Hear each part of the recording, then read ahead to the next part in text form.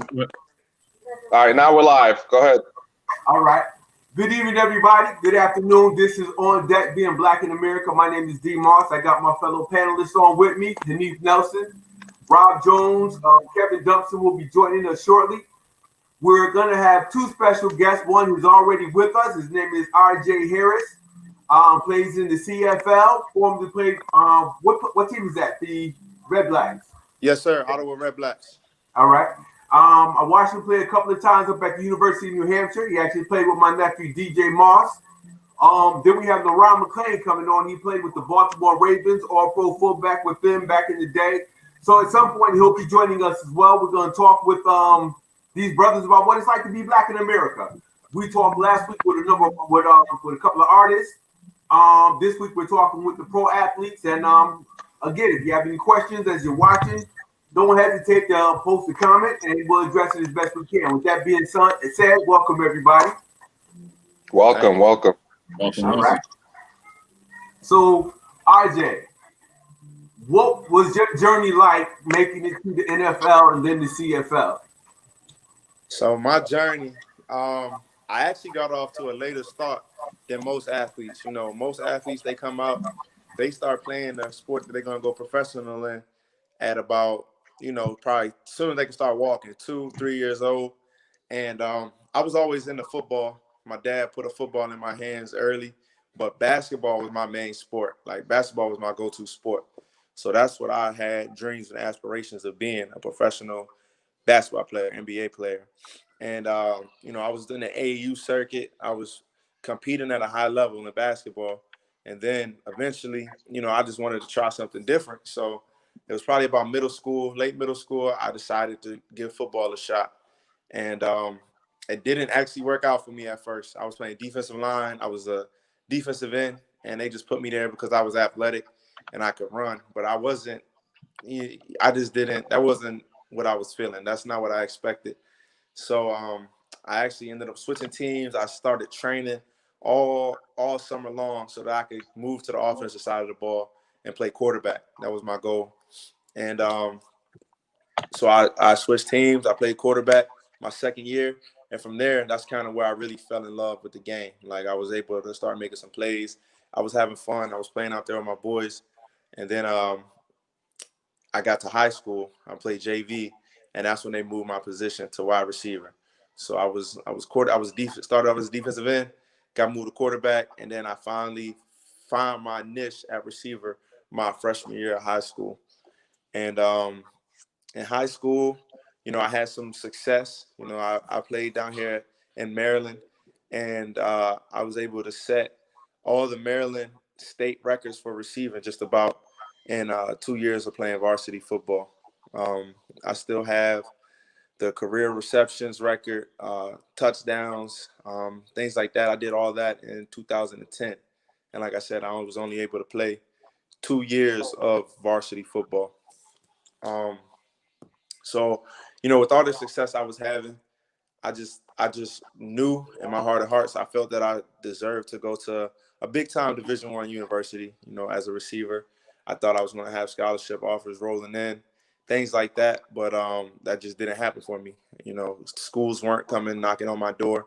I played with a 4-star quarterback, Billy Kosh, and all the Division I universities were coming, checking Billy out, and I was just kind of on the back burner. I wasn't really getting any love from the D1 schools. So, I just kind of accepted it. And, a lot of the Division I AA programs reached out to me. And my goal all along was just to make sure I could get education for free. And the University of New Hampshire came in the picture. They offered me a scholarship. And, I felt that it fit me. They had a spread, no huddle attack, which is what I played in high school. They had the major that I wanted. I wanted to start out as a athletic training major, so they had a good AT program. And, me and my family sat down. We decided that UNH was the best fit for me, and that's how I ended up at New Hampshire. Hey, RJ, what was it like walking on campus up at one of the black athletes up at University of New Hampshire? That's up in Durham, New Hampshire, right? Yeah, that's in Durham. It was definitely a culture shock for sure. growing up where I grew up. I grew up in Anne Arundel County, Maryland. So,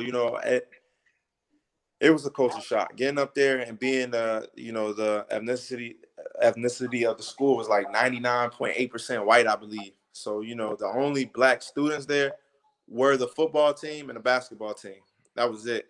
And then maybe, you had a couple students from Boston that would come to UNH. But for the most part, the athletes were your only black students. So we stuck out like a sore thumb. So my freshman year, it was tough for me. It was an adjustment for sure. Like, it was hard getting up there and just being like the oddball. I was used to being home with all, around what I was comfortable with, and then going to something like that, it was a slap in the face. But luckily, like I said, I was able to form some good bonds with my teammates, and experiencing, living within a different kind of culture and seeing how other cultures do things. It was eye-opening as well, just to see how life is done from another culture.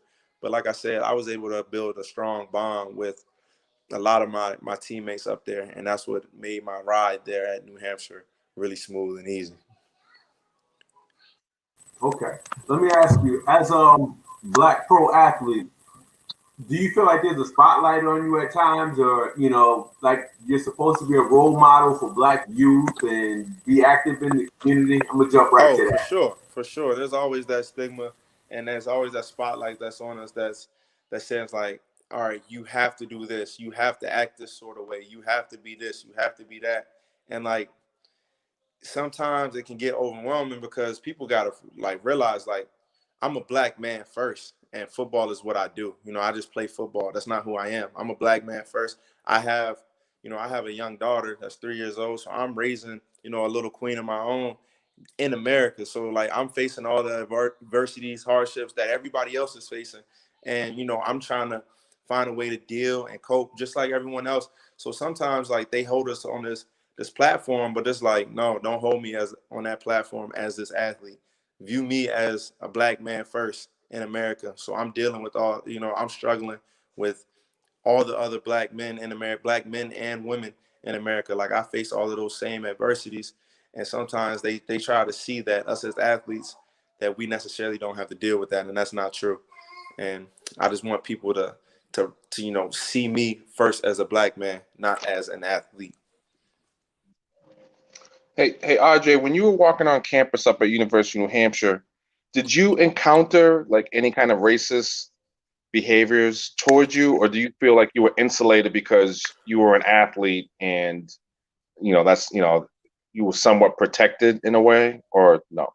Oh no, I would definitely say there has, like I said, we stuck out like sore thumbs. So like, we would definitely experience our share of some type of racist antics, but the school and the athletic department, they handled that well. Like they handled those situations because they understood what it was like for us. We had a black coach on staff, and we had group meetings for the black athletes to come in and talk about some of the issues that we were facing and faced with. So we had someone on our side that wasn't just a player. We had another coach that was there that we could vent to and talk to and let us know, like, we had someone on our side that would step up and speak up and be a voice for us as well. Okay. So when you were coming up, right, middle school, high school, was your goals and aspirations always to get to the next level athletically, or did you have any role models that were business owners, black business owners, or black attorneys or black doctors? Like, hey, I want to go to school to be an attorney or a doctor. Was everything just centered around athletics for you? So yes and no. So everything was centered around athletics. I knew I wanted to be a professional athlete. I knew like my role models were all athletes, but academics were so important to my family, to my dad. My dad's in the military, or he was in the military. So he preached like, you could do whatever you want. If you want to be a professional, like chase your dream, be a professional. But he was like, you're not doing that unless you get the grades to do that. So academics were always right there with athletics. They went hand in hand. It just so happened that, my role models happened to be more athletes than business owners and stuff like that. But I was always locked in the books. I was always, maintaining the 3.0 because if I dropped below a 3.0, my dad was just taking me out of the sport. So I had to stay on top of my grades at all times. We're joined by Kevin Dumpson. Kev, we're on with RJ Harris. Not sure if you heard the beginning of the broadcast. RJ plays for Ottawa Redblacks in the CFL, so we're just kicking it with him. If you have any questions, feel free to join in. Hanif, Rob, go for it. Thank you. Hanif, anything? Yeah, RJ, you said that, if your grade slipped below 3.0, your dad was going to take you out of athletics. So was the 3.0 your dad's standard or the school standard? I'm not hearing the feed right now. I don't know if that's my connection. All right, can you hear it? Can you hear me talking? I can hear you, Hanif. RJ, can you hear me? Yeah, I can hear you. All right. RJ, can you hear me as well? Yeah, I think you're the only one I can hear if you're the only one talking. I Oh, can't hear wow. anyone else right now. Well, Hanif's question was that 3.0, was that the school standard or was that your dad's standard? Sorry about this. My daughter's right here with me as Oh, well. no, man. Hey, it's all good, brother. It's all good. We're all fathers out here. We're all fathers. So the 3.0, that was set by my dad. Like if I didn't have the grades, like my dad, he was taking me out, and that was before I even got to college. Like that was set in high school. That's grades I had to get since they started sending home report cards. I always had to maintain A's and B's. C's weren't really allowed in my house, so that's just how my dad set the rules. And he kind of he said either you do this or I'm taking away sports. And like I said, I love basketball and football enough that if that's what it took, I was going to hit the books hard so I can make sure I can get out there and play every day. Mm-hmm. So it sounds like your dad was a huge influence on you. What kind of influence did your mom have? My mom was a huge influence on me as well. So she was also in the military. She was also in the Army, and she kind of was more of the enforcer than my dad. My mom, like, sometimes people they try to run to their mother to get away with stuff. If I tried that, my mom would come down with an even stricter punishment than my father would. So I always had, like, not just one person stressing it. I had my mother there as well, and to see my mother have that kind of, that strong Black woman, like that lead role, like saying like, nah, I'm not no pushover. This is how things are gonna go. I have respect to see like how she's able to carry herself and be strong and stay true to herself and her word. And it worked out well for me now because I was able to make it to this point because, stuff like I come across a ton of people who are way more athletic, way better than me, should be playing professionally, but, they didn't have the grades to make it there. So, like, that's unfortunate that you're not able to, live out a dream due to something like grades. So having my mother and my father, instill that in me at an early age and not having bad grades be a reason I can't live my dream. Like, I'm really grateful that they did that at an early age, even though it used to suck. I used to have to come home and do an hour of homework before I could go outside. Like, it sucked back then, but in the long run, it paid off. So I'm grateful for it. Nice. Kevin, you got something to say? RJ, can you hear me now? I can hear you. RJ, can you hear me? Yep. Whoever just said, "Can you hear me?" I heard that. Go ahead, Hanif. Yeah, that was me. No, Okay. that was. Oh, okay, Kevin. Yeah. All right. Yeah, that's Kevin J. Dumpson. How you doing, RJ? Not bad. How about yourself? I'm blessed, brother. Man, blessed to be here. Opportunity to just be alive, man. Have a chance to talk to a brother like yourself. So I have a few things I'd like to say. First of all, I'd like to congratulate you on accomplishing your goal. You say your goal was always to be a professional athlete. So I'd like to congratulate you on that. First of all, a lot of people have dreams and never are able to attain them.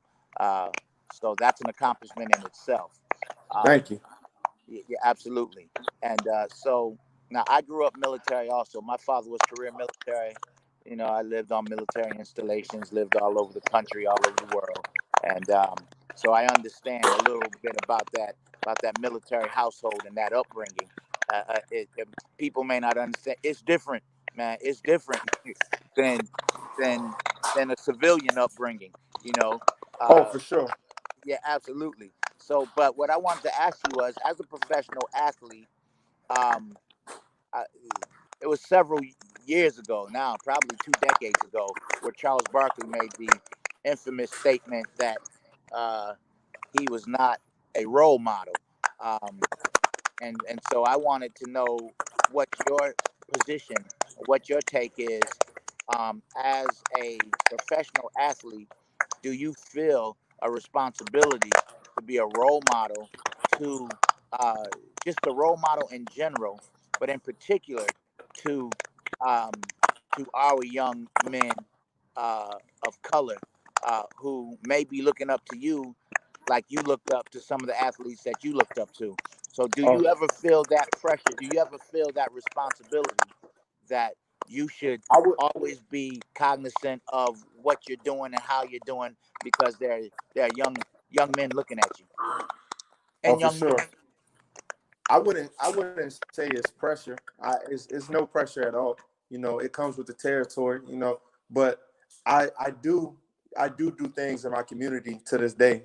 Like I'm still active in my community. Like I train right now. I train little kids. I do group sessions for football. You know, I'm always back in the community, trying my best to give back. I'm hosting a community day clinic just in a couple weeks, just for something I can, give back to the community and let all the young athletes see, there is a way out. But one thing that I do try and preach is that because I understand that I'm really blessed and lucky and grateful that there is, I'm part of the 1% who actually make it to the pro level. So whenever I talk to young kids, I always try to let them know, like, there's so many more avenues out there besides sports. And now that I'm older and I'm seeing that and I'm seeing the way, like we said, being black in America, seeing the effects of COVID, and like we can't all put our eggs in one basket with football. Right now I'm not even having a season. I'm seeing, the effects of not being able to play a season, and it's really eye opening, and it's showing me like, I have to have other avenues that I can be good at and be successful at, and just show people that I don't have to have a spotlight on me because I'm an athlete. Like we as black men can have the spotlight on us for other reasons, besides being an athlete, like you said, being an entrepreneur, being a business owner, things like that. So that's one of my big things that I try to preach to these kids. Like I said, like 1% of them, the kids, they'll make it to that next level, and I'll be able to help coach them up. But for that other 99% that don't make it to the professional level, like I want them to know, like, you can still be a professional at something else that you're good at and still have major success and still be the top at whatever it is you decide to do. Like, I don't know what it is that they decide to do, but I want them to know, like, be the best at it. Like, be a pro. Have people look up to you and, really, really be proud of what you are and how successful you are in your particular field. So that's kind of where I'm at with everything. So, RJ, did you get an opportunity to see Ryan Clark's interview on Get Up on ESPN about how afraid he was of a potential encounter his son may have had? No, sir. I'm sorry. I didn't get to see that one. Oh, okay. All right. When you get a chance, basically Ryan Clark's son, who goes to Arizona, and a couple of their teammates stopped over at a burger shop. They didn't have a car going through the drive-thru, so they asked the lady a white lady, to say, "Hey, can we give you money so you can get us some stuff?" She basically took their money and drove off, and the manager was telling them, get out of here. I'm going to call the cops." And Ryan Clark, who's the father, was really upset, because it could have went somewhere else. And being a father raising a daughter, and being black in America, what are your thoughts around, protecting her and protecting people that look like you? Oh, for sure. I try not. I mean, she's still young, but my parents, they didn't hold anything back with me with those type of conversations. Like, they were just uncut. to the chase, like kept it real, kept it raw with me, and let me know like this is how it is, and this is what you're going to face. And they let me know how to handle myself in those type of situations. So I feel that, you know, now that I'm a parent and I'm a father myself, like I have to have that same raw, uncut conversation with my daughter and let her know that like you are, you know, we are Black. We are not different, but we are who we are in our skin. We have to be proud of that. And I want her to know, like, you always be proud of who you are within your skin and stand up for yourself. You know, right is right, wrong is wrong. If someone's doing something wrong, don't take a back seat. You know what I mean? But also, I always have to let her know, like, you have to be smart because, like I said, we are viewed as threats sometimes. And sometimes people might come off and see us as threatening. So I have to also let her know, like, you know, don't put yourself in a bad situation where something can escalate and, you know, and just take it to another level that it doesn't need to get to. So it's one of those tough but raw conversations that, you know, that I have with my parents and that I'm going to have with my daughter. And, you know, I have another kid on the way as well that I'll have with my second child as well. All right. RJ, someone posed a question. They said, have you experienced racism in terms of conducting business as a pro ball player? And if so, have you been able to overcome that? And what steps do you take to help those coming up in the same position? Conducting business, I would say for sure there has been some, just because of the ratio difference between Americans and Canadians in the business of the CFL. Like, it's a Canadian game, so they want to keep it Canadian. So sometimes, you know, being an American, you know, they're like, you know, you might be better, but we want to keep our Canadian talent here and keep the game Canadian. So that's kind of an uphill battle that we fight as Americans when we cross the border to go play in another league. So I was able to overcome it by just staying with the grind. You know, when I first got to the CFL, there's only 9 teams in the CFL, and in my first 3 months, I played for 4 of them because I was competing against other Canadians who, you know, I may or may not have been more talented than, but like I said, because they want to keep the game Canadian and keep it, you know, they have to have a certain amount of Canadians. An American like myself, I would just be out the door. So, like I said, I just stayed with it, you know, and just continued to grind until my opportunity came, and I really was able to put it out there so nobody could say, hey, all right, we're going to send RJ home. Like, I put the pressure on them that they're like, all right, RJ's out here making plays, like, we have to keep him around. So that's how I was able to overcome that. Okay. So if you hadn't gone pro, what was your backup plan? Say that one more time. If you hadn't gone pro, what was your backup plan in terms of career-wise, in terms of career choices? I want to open up a gym, like a small business gym here in my hometown in Anne Arundel County. I have a really strong following here. And like I said, I've been training kids. And I would like to just help be that bridge to help kids get to the next level, you know, from high school, whether it's from youth to high school to college. Like, I've been able to meet and be around and rub shoulders and shake hands with some, you know, really important people just in the athletic field. I've learned a lot. I'm a trainer. I've coached all different youth sports. So I love being around the kids. I love helping, and I have a ton of knowledge that I can give back. So I feel like opening my own youth gym around the community where just the kids can come and just learn. You know, I want to have like a study session set up. I want to have something where I could help get kids recruited, and then also the training to go along with it. So all of that in one spot, right in my hometown. That's kind of my goal and my dream for what I want to do. Not just if football didn't work, but whenever football is done for me and it's time to hang up the cleats, that's my next for what I want to do. Okay. Denise, Rob, Kev, anything? Yeah, you know, I want to. Can you hear me now? I still can't. I see you talking. I just can't hear him. I don't know why. So one of y'all gonna have to translate for me. Go for it. I'll translate. All right, go ahead, man. All right. So Say again. you know, so as a black athlete, you know, especially being black. I'm getting no I'm getting no audio from Hanif. Yeah, he's RJ. He's gonna ask the question. He's gonna ask the question, and then one of us is gonna Oh, repeat okay, it so you can hear it. As a Yeah. Black American athlete playing in Canada, have you experienced racism in Canada that's different than what you would normally experience being here in the States?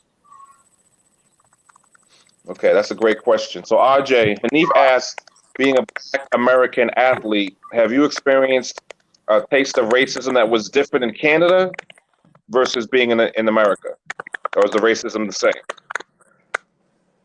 I would say it's a little different because it's, like I said, it's all Americans trying to compete in Canada. You know what I mean? So like all Americans, black, white, we're all viewed as just Americans. But here in America, like now I'm viewed as black in America. So that's the difference. So now being black in America, those are the different types of racisms, the stereotypes that I'm faced with every single day that I might not necessarily have to deal with in Canada, but in Canada it's just in a different way with just me being an American, if that makes any sense. No, that makes sense. That makes sense. So a quick question, RJ. There's been a huge push for Black athletes to go to HBCUs, right? And you know that basketball and football fund college sports in this country off the effort and sweat and hard work of Black athletes. What are your thoughts about changing the tide instead of going to predominantly white institutions, switching and going to HBCUs? I mean, I'm all for it. You look at these college football rosters and basketball rosters, and you go up and down, and you tell me how many of the athletes that are filling the stands, how many of them are Black athletes? You know what I mean? So like those predominantly white institutions, they are thriving off the backs off of these Black athletes.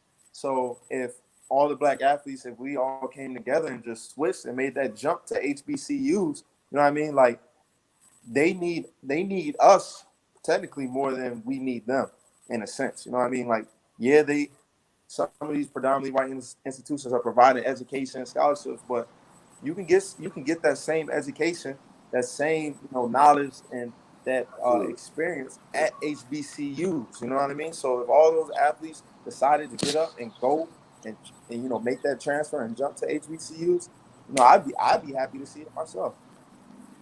So RJ, I want to piggyback on that. Um, we realize that whenever a movement is made and whenever change comes about, there's a cost. There's always a cost, and somebody is going to pay the brunt of that cost. Others will pay a cost as well, but it may be to a lesser extent. And then as we grow further away from the cause generationally and time-wise, the cost should be less because the battle should be smaller.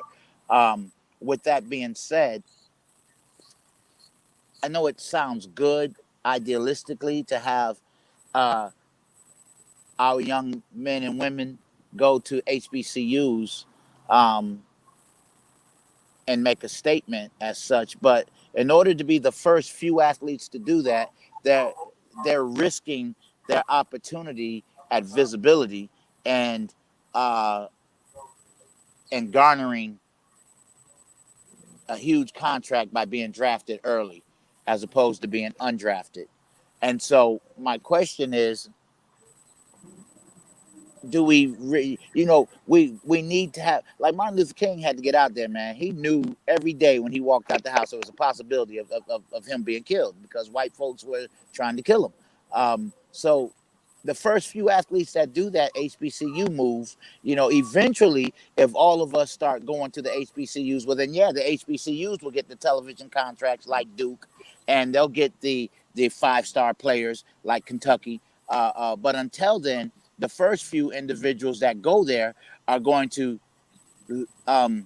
like literally be jeopardizing their opportunities at being drafted high or even making it into the pros. So it's going to be a cost, and somebody's going to have to make that stand before we see a real influx into the HBCUs.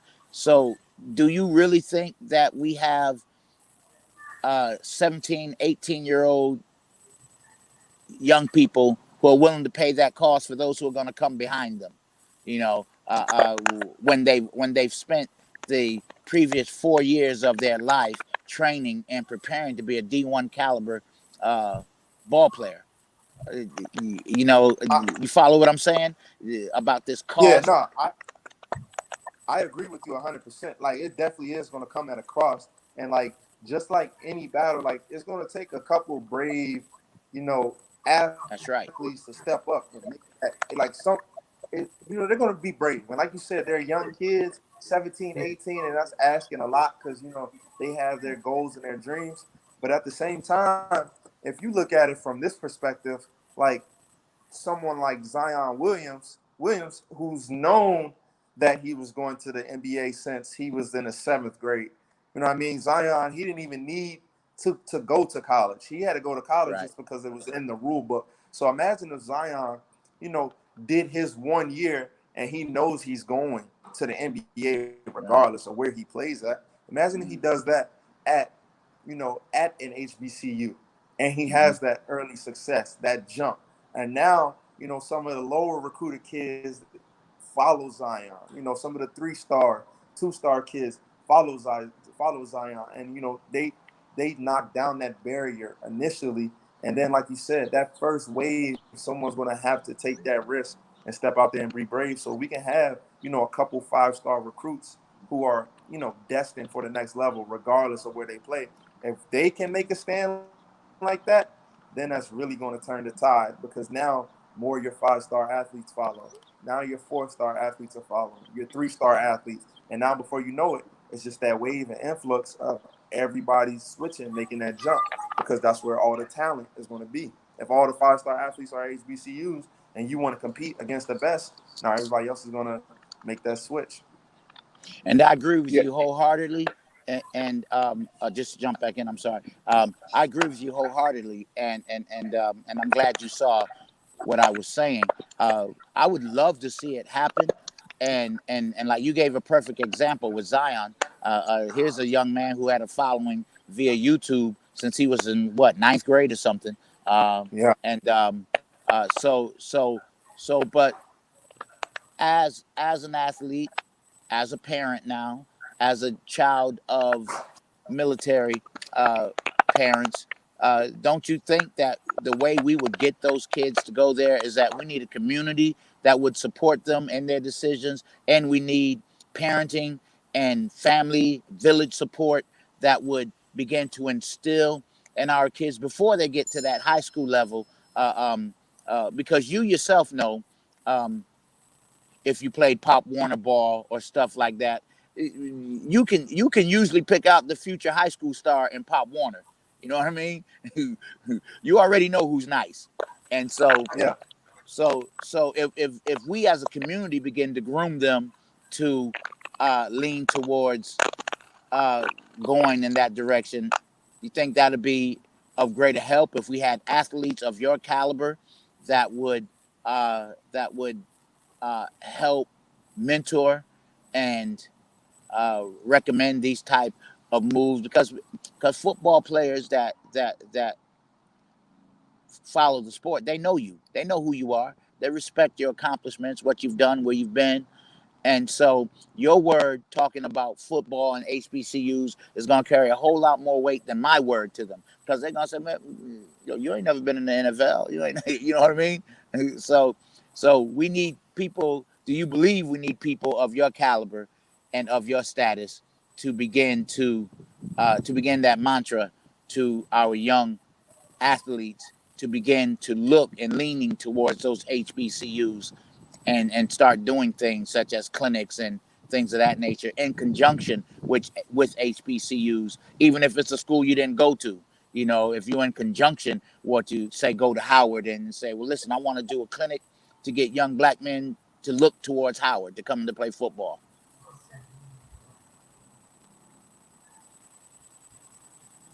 Hey, So the same way that you were saying, like, athletes look up to me and they're saying like, oh, you know, I had the opportunity to play in the NFL.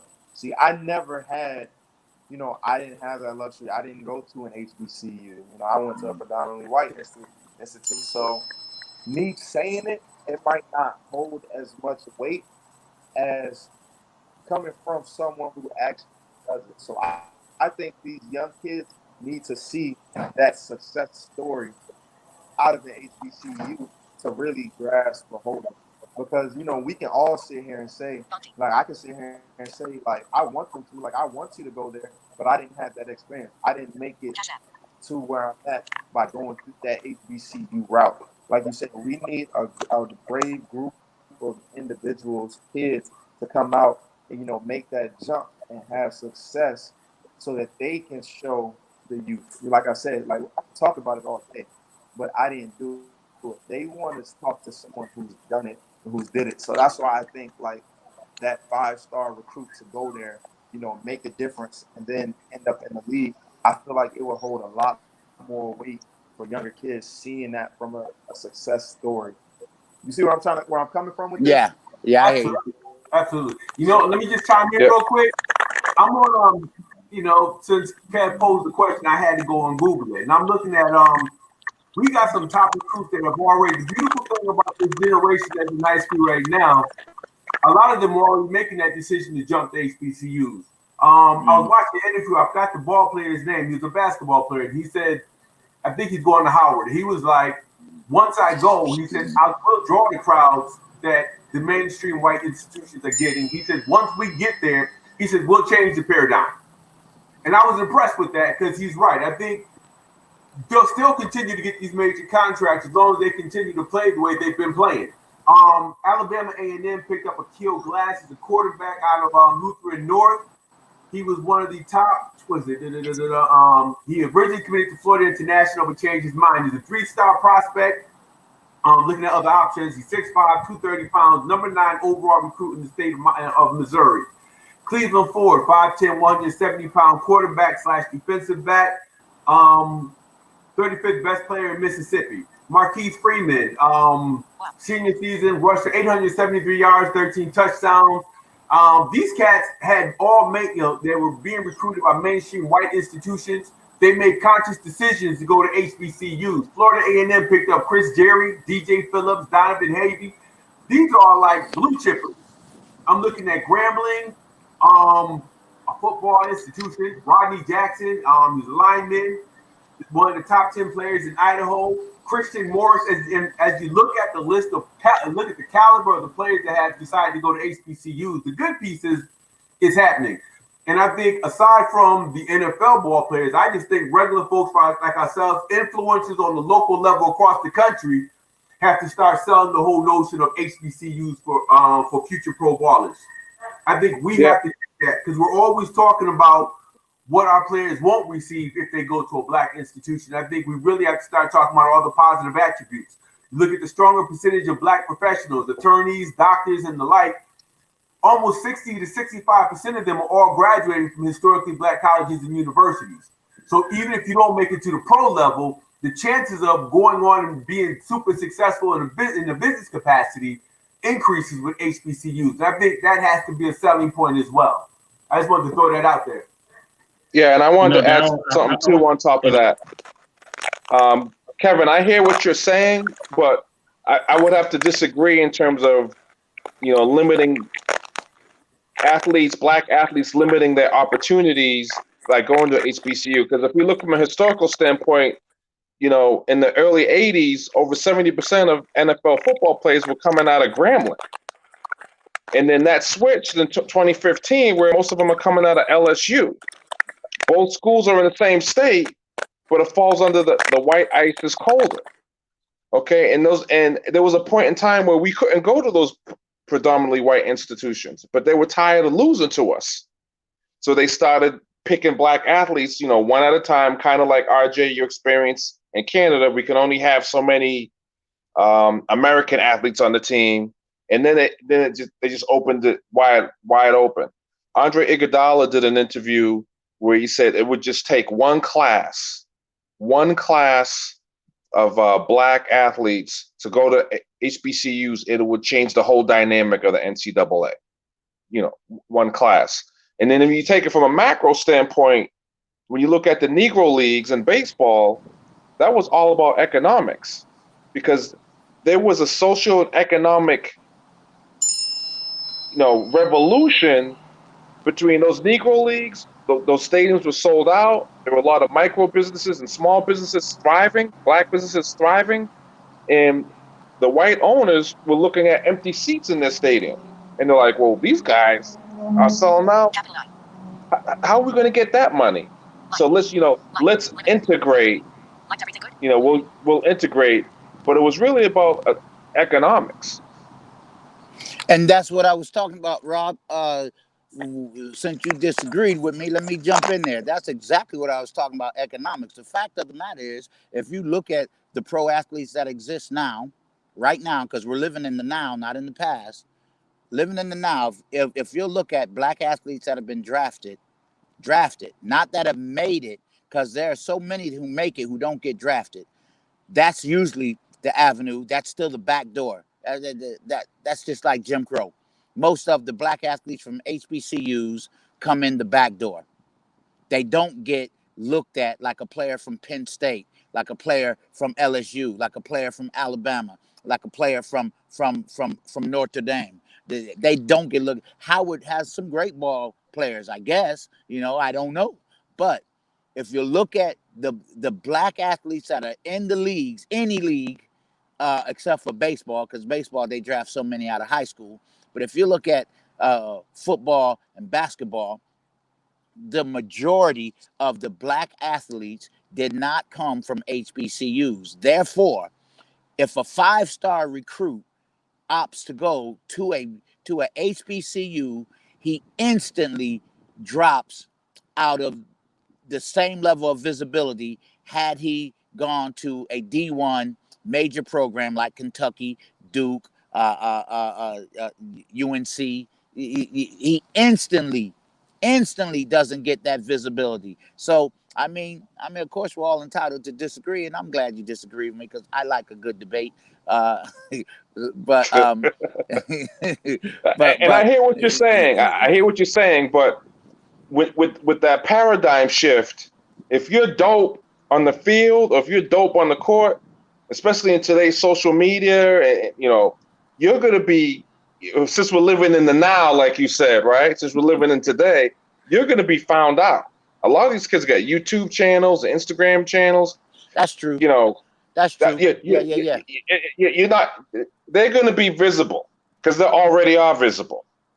That's true. You see what I'm saying? Yeah. So that paradigm shift. Yeah. And here's another thing, and Ajay, I mean, you can chime into what we were just saying, but here's a concept that might be considered, a little extreme. When you talk about the Olympics, representing your country, we know this country hasn't represented black people since ever. So what would happen if black athletes, NBA players, say, I'm not going to play for the Olympic team, or I'm not going to play for the FIBA team? Or what if athletes where atrocities are happening in Alabama and Mississippi, police atrocities, those black football players are like, you know what? Alabama's, the police is killing us left and right. There's no recourse. There's no justice. I'm transferring out of Alabama or whatever and going to an HBCU. I mean, once you hit them in their pockets, sounds a little extreme, but I'd like to hear everybody's thoughts on that. Well, I mean, I think you're talking about a couple of different things here when you say that, Rob. Like, hitting them in the pockets has always been one of the more reliable ways to get people to move. I mean, we see that even more protests today. I mean, we see part of what we now call cancel culture happening, not necessarily because people did something wrong, but because it's visible and has a potential to affect someone's pocket. So you see people that are losing jobs and everything because of that. And yeah, that would hit a lot of people in their pockets. The question that I would pose to you is, do you think that there would be enough insulation from our community to shield them to shield people who would choose to do something like this from any blowback, in terms of not just the visibility, but in terms of just their marketability? I mean, Colin Kaepernick still doesn't have a job because someone said this was about a flag, and it was never about a flag. So there are people that have done some things and that are not in the league anymore.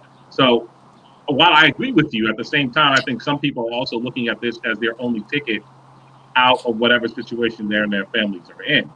So would we be community enough to shield them from that blowback and help them keep that visibility to help them get to their dreams?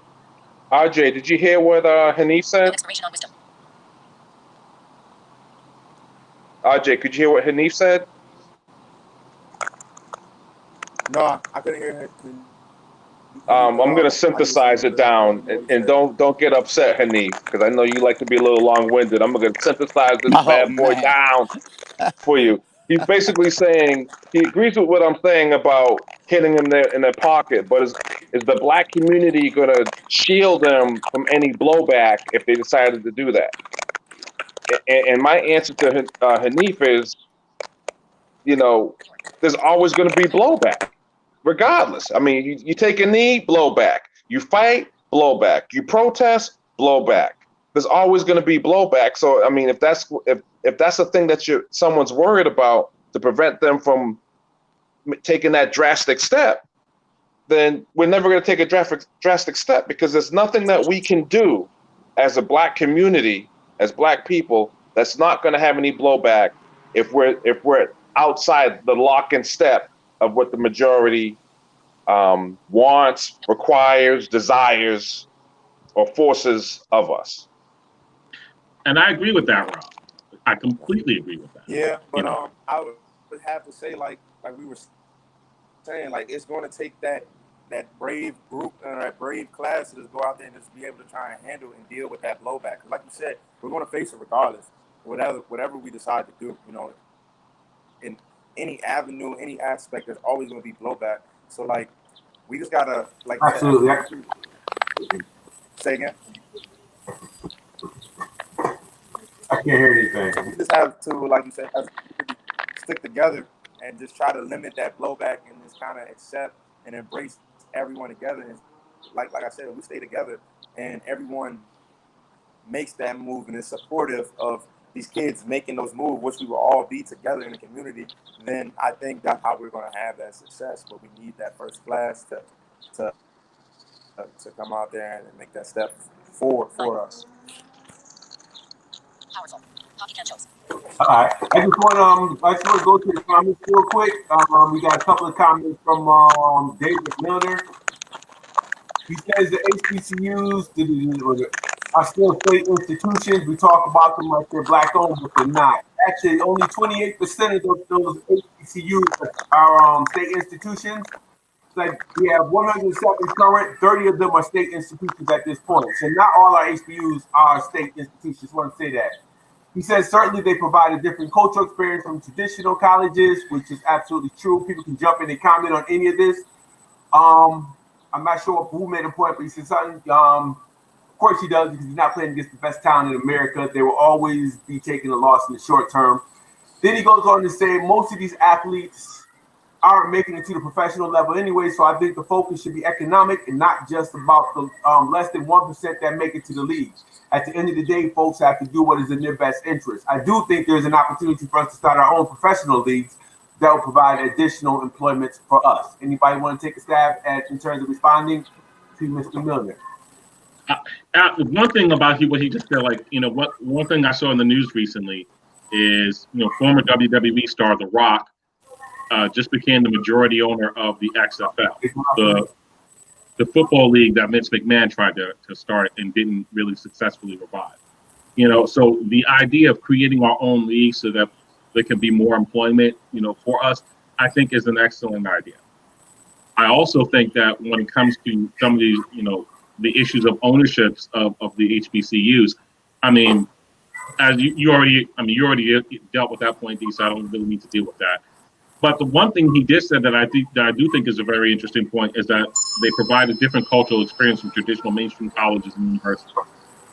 I think that should be something that's taken into an account, because true to what RJ said, he was on a campus where the only other black people were athletes, and that was a cultural shock, and there was some things he had to deal with that he may not have had to dealt with if he went to like a Howard or something like that. So yeah, I mean, he's got some good points there, but let's also, as you like to tell us all the time, let's also be focused on the fact that, like, whether we have a brave group of people or not, there's always going to be someone that's going to be thinking about this from when we say their best interest.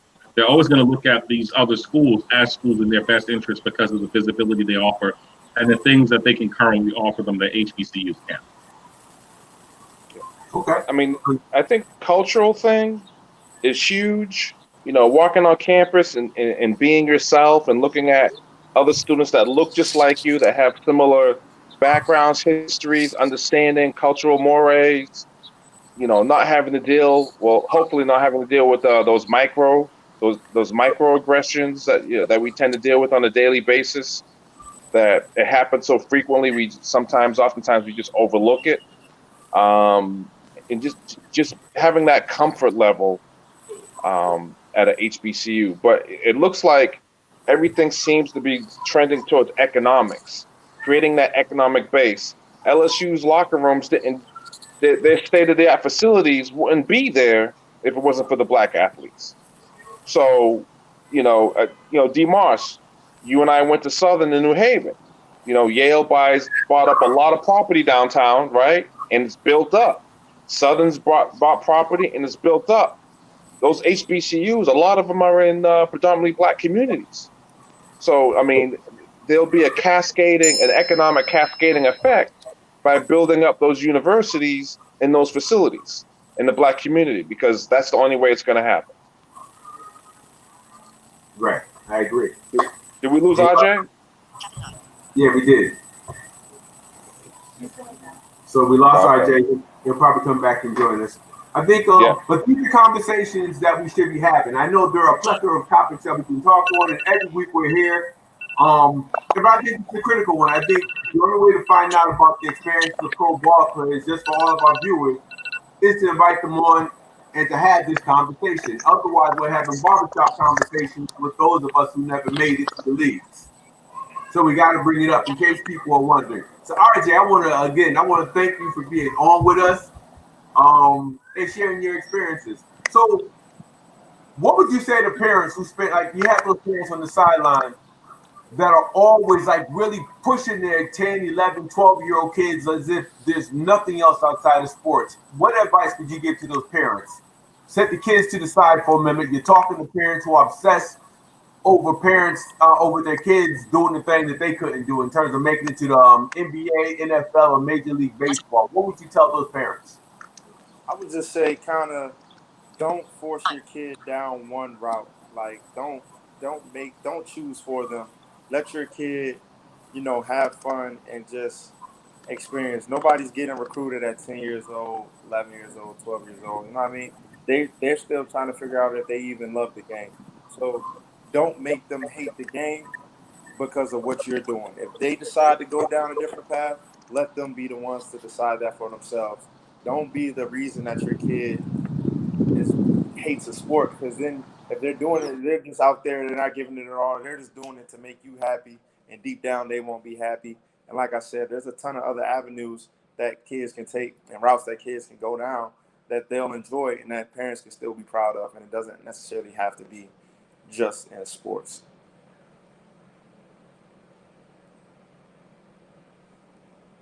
Hey, RJ, can I ask you a quick question that I wasn't able to ask earlier? Yeah. So you're around a lot of athletes. You grew up around a lot of athletes. And some of these kids you grew up with think that they're about that life, and they get derailed because of the circle that they're around, some of the kids they're listening to or hanging out with, or even some of the adults that are chirping in their ear. What did you do, or how were you able to kind of insulate yourself or protect yourself from going down the wrong path or being influenced by, disingenuous people? So for me, I would say a lot goes back to my parents being heavily involved. And when I say heavily involved, I don't mean those parents that were on the sidelines screaming. Like, I never heard my mom or dad like singling me out at games. But when I say heavily involved, I mean like they know who who I'm hanging out with. They know where I'm at. They know what I'm doing. That's what I mean when I say involved. Like, you know, having that strict military background, you know, I had curfew. Some of my boys was able to stay out late and go get in trouble. I wasn't allowed to do that. And, you know, back then I hated it. You know, I was always upset. Not always upset, but like I was mad that I couldn't hang out, you know, run the streets with my boys. But now down, you know, 10, 15 years later, I'm still in a position where I'm able to provide for my family playing the game I love. And some of my friends are still doing the same things that they were doing, you know, 10 years ago back in high school, still running the streets. So that's kind of, you know, my parents were able to instill that into me early. So having that strong background and having that strong foundation and support, that is what's allowed me to get to this point where I'm at now. All right. How about How about in terms of for the young people who want to go pro, but they don't understand the amount of hard work, blood, sweat, and tears that go into it? Did you have any special workout regimens in high school and college that kind of separated you from the fray? Yeah. So for me, it was mostly just my mindset. Like, I wanted to be the best, and like whatever you're gonna do, I tell kids like whatever it is, like want to be the best. Because if you want to be the best, you're gonna stay up, you know, on those late nights perfecting your craft. You're not even gonna want to go and run the streets because you have to go put an extra rep in. You have to make those sacrifices to, you know, be great. So just have that mindset, like I said, in whatever avenue it is that you want to be in, whatever field it is, just say you want to be the best and, you know, just run with it. You know, sky's the limit, and you're only young for so long. So use it to your advantage and take advantage of it while you're still young, like I said. All right. And then I have my last question. Given all the Black Lives Matter protests that have taken place over the last couple of months, there are some people who feel as if athletes should not play a role or exercise their voice as it comes down to Black Lives protests and all that stuff. How do you feel about that? No, I feel that athletes, like I said at the beginning, like we are Black men at first. You know what I mean? We're Black first before we are athletes. So we have a voice as well. We need to stand up and speak. And if we do have that platform, use it to our advantage. Some athletes have like LeBron James. He has a tremendous platform.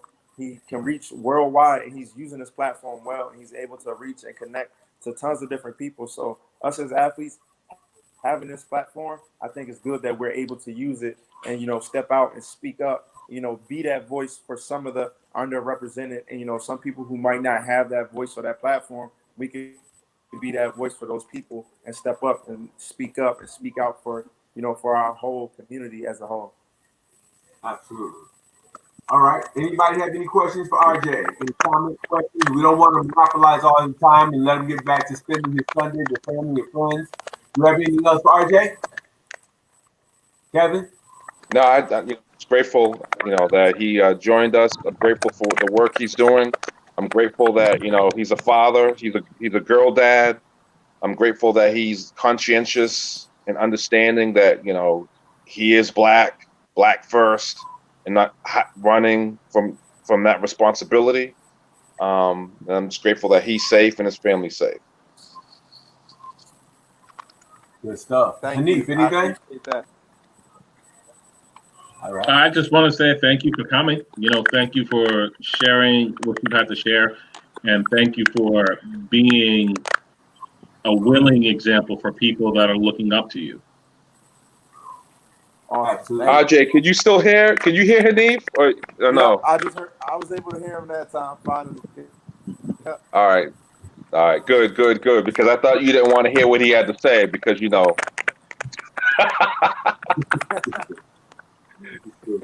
RJ, thank you for your time, man. I hope you have a wonderfully blessed day, and we appreciate you joining us on deck, man. Sounds good. Thanks for having me. I'll take care. All right, brother. Thank you. All right, so everybody else, we still here? Hanif sign off? Where's Hanif? Yeah. Where's I think it's a. Oh, he's back with us.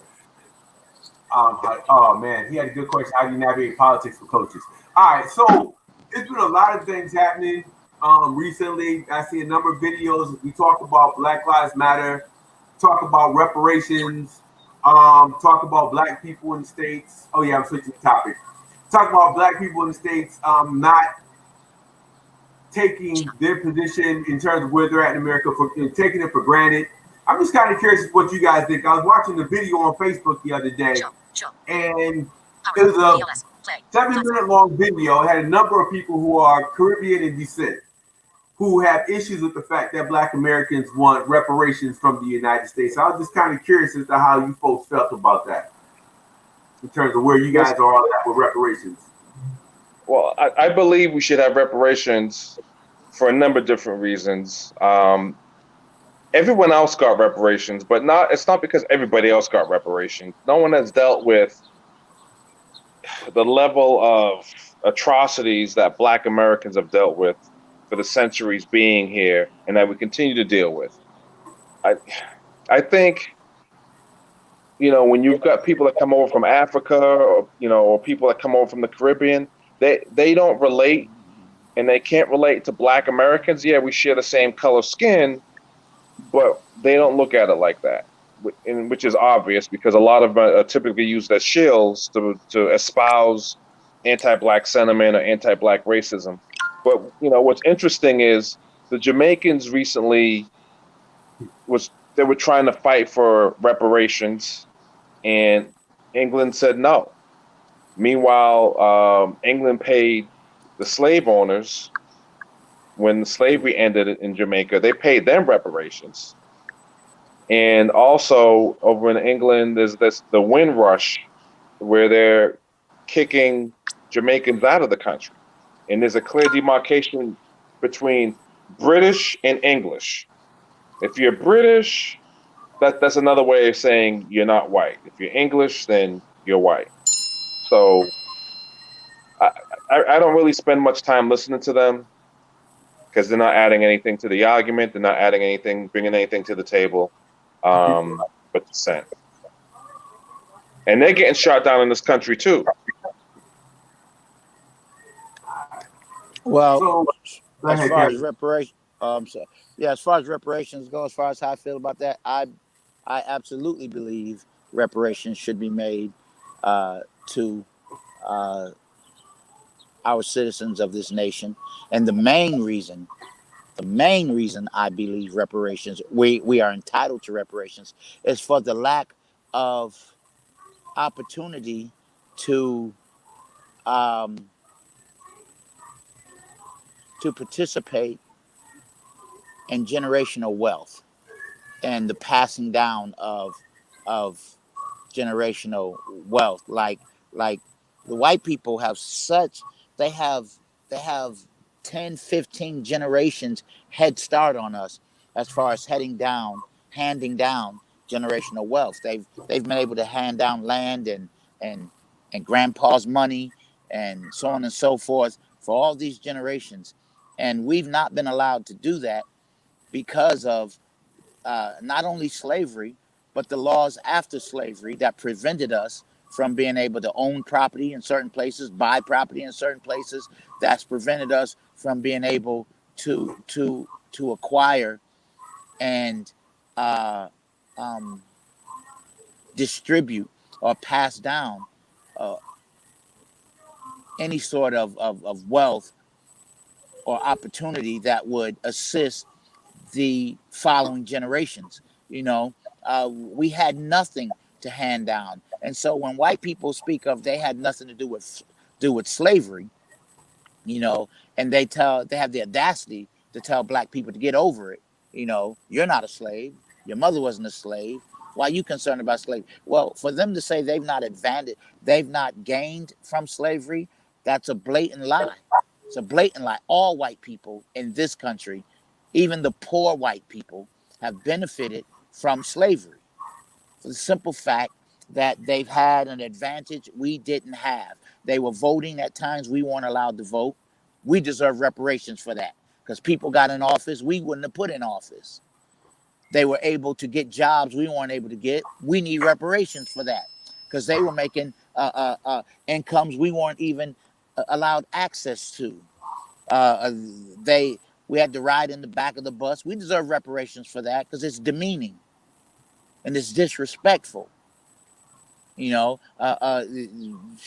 it's just we deserve reparations for so many of the injustices that have been perpetrated against us. I don't see how they could even question how we could expect reparations, because if you took away 20 of the excuses that I could come up or reasons for reparations, there'd still be 20 more. There'd still be 20 more. So if they would just lump it up into one summation of we did black people wrong and we owe them. Japanese that were put in internment camps for 4 years got reparations. Jewish people have gotten reparations. And I saw something, I think you put it up, Daryl, about Zimbabwe, where Zimbabwe is actually giving reparations to white farmers who lost their farmland and the resettling of black indigenous Africans that it was their land in the beginning. So what you're doing is you're rewarding the thief, you're rewarding the oppressor for having oppressed you, and now you got to give the land back that you stole, but we're going to give you some money for it. How can we not deserve reparations? And it's interesting. I hear you, and it's interesting because I often hear people say, well, slavery was so long ago, why is it even relevant anymore? But then you stop and think, my father's grandfather was a slave. Period. We're doing that. We're on Ancestry.com and we're chasing doing the ancestry thing, and we're looking at how much, my great great grandfather, how much they paid for him, $35. His father was purchased for $85. 2 kids sold for. All the information is there. So it's kind of like, think about that in terms of family legacy. Value, those post-plantation values that transition from one generation to the next. Man, it's like yesterday when you start looking at it like that. So I agree with you, Kat. Everything you said, spot on point. I think reparations are absolutely required. I'm gonna go to freaking. Let's see. Hey, Daryl, can I just add something real quick too? Because it's so important. It's so important that I add this. What we need to understand too is that we say, or they say slavery was so far away. What you said is an excellent point. Your father's grandfather was a slave. Well, listen to this. If we take it to its most literal application, Black Americans have only begun to experience freedom in the past 60 years. The past 60 years. Because we had no voting rights until the 60s. We had no, they had Jim Crows up until the 60s. We had no civil rights until the 60s. So listen, that's within my lifetime, brother. When I was born, Jim Crow was in effect. You know what I'm saying? So they talk about slavery was so long ago. Man, listen, we've only begun to gain access to certain of the constitutional rights that they say all men were entitled to over the past 60 years. That's in our lifetime. Man, you talk about your father's grandfather. Your father experienced things that he never should have experienced. And I'll say this real quick and get off. I have a friend. Listen, okay, so people who know me know I split my time up between the South and up here, and I'll go down South for months, and I'll come back up here for months. So down South, I had this friend. His name is Ben Joby. If you look him up, you can Google him. As a matter of fact, he has a basketball documentary that comes on ESPN almost every year, something about Black Kings of basketball. That's his documentary. Well, Ben Joby, the HBCU, we were talking about HBCUs. The HBCU Coach of the Year Award is named after Ben Joby. Wow. Now, he and I talk extensively when I go down there. We meet at the Y, we take steams, and we talk, and like, yo, this old dude is off the chain. He went to Fisk. He went to a HBCU. You know what he told me? He said, when they tell you slavery ended in the 1800s, he says, that's a lie. He says, I was a slave. He said, my father was a slave. He said, when I got out of slavery? He said, when I left that piece of land that my parents were sharecropping in Tennessee, he said, I stopped being a slave. He said, but until then, he said, I had to work for Mr. Charlie when he said, how he said, and every dime we made, he said, even though they claimed they paid us, we had to spend it at the company store. So he had to work for Mr. Charlie, but he could only buy from Mr. Charlie. So Mr. Charlie wasn't paying him nothing. He gave him a bag of rice and give him a bag of something, you know. So my man, Mr. Joby, look him up, man. Mr. Joby said, I was a slave.